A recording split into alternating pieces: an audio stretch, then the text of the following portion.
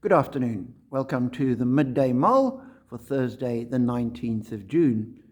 In Deuteronomy, as we work through it with Robert Murray McShane's reading scheme, we read chapter 24 today.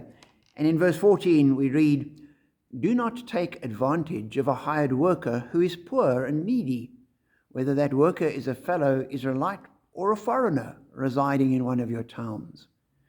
Pay them their wages each day before sunset, because they are poor and are counting on it. Otherwise, they may cry out to the Lord against you, and you will be guilty of sin." And as I read that, I thought, that's an injunction that's been there for thousands of years, and people still haven't learnt it. And it's not surprising, because it goes completely against what a capitalist, materialist society teaches, which is get as much as you can, see what's in it for me, and if I can make an extra couple of bucks, that's to my good, and if that person loses out, too bad for them. And there was a comment that Bernie Sanders made in America, where Donald Trump is trying to bring manufacturing back to America. He said he supports that, not because he thinks that Donald Trump's on the right wicket, but he said that he saw a factory that had been moved from America to Mexico, and the workers in Mexico were being paid a fraction of what the American workers were being paid, and many of them were living in poverty. And the people had moved the factory because it was good for them. They made more money. It was good for their profits, and that was the only reason they did it. And while a capitalist society says that's right, a Christian society stops and says, hold on, we're told to pay the hired worker, and we're not to take advantage of them. And the fact that somebody will work for a pittance doesn't mean that's all we should pay them.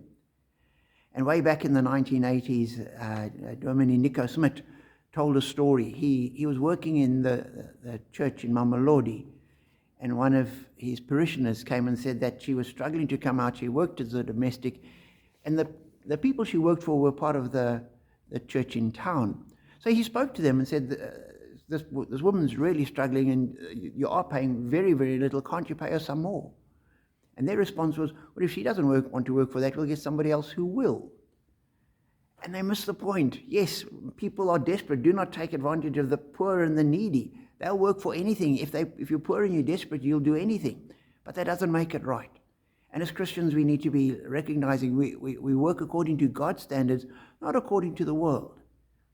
And in all our dealings with people, particularly when we're in employment, particularly when we're getting people to do things for us, we always have to say, is what I'm giving them right?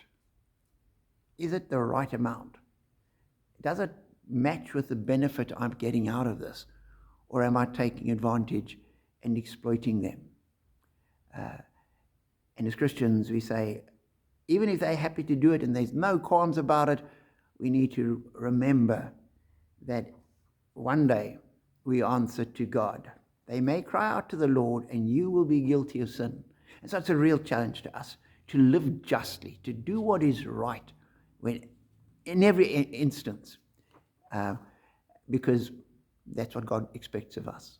So be challenged and know that we, as we walk with God, are blessed.